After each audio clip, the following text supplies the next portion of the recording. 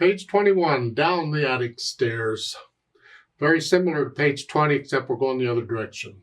And we're getting louder instead of softer. But we're using the same notes. The same 3 notes. We're doing the C, D, and E things. We're using the same ones.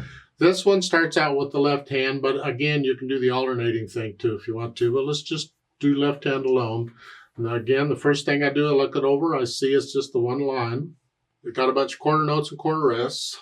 4/4 signature. So we're counting 1, 2, 3, and then we're counting quarter notes. Okay. And I try the notes. We're up here. Again, the same thing. Keep your wrist fairly straight. You're just adjusting for where you go. Here, if you'd like, you can, rather than all the way up here, you can start here because the left hand can go down lower than the right hand. So you're not necessarily using the exact same notes where they are. With the right hand, we ended here, but with the left hand, I'm only going to go to here. And they want these 3. So it's 1, 2, 3, rest, and during the rest, I come down.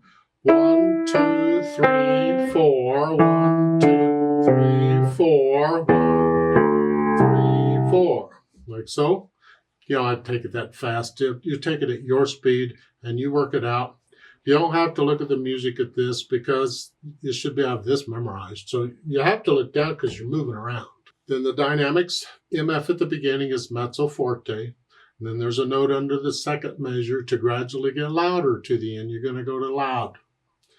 There's not really a lot of difference between MF and F. One is sort of loud and the other is loud. There's not much difference. So each group will just take a hair louder. So this is sort of loud, whatever I think that is. The next one will be just a hair louder, just a hair more weight. A little louder. Now it's loud. It's easier to get loud when you get down to the bottom. You have to experiment with the dynamics.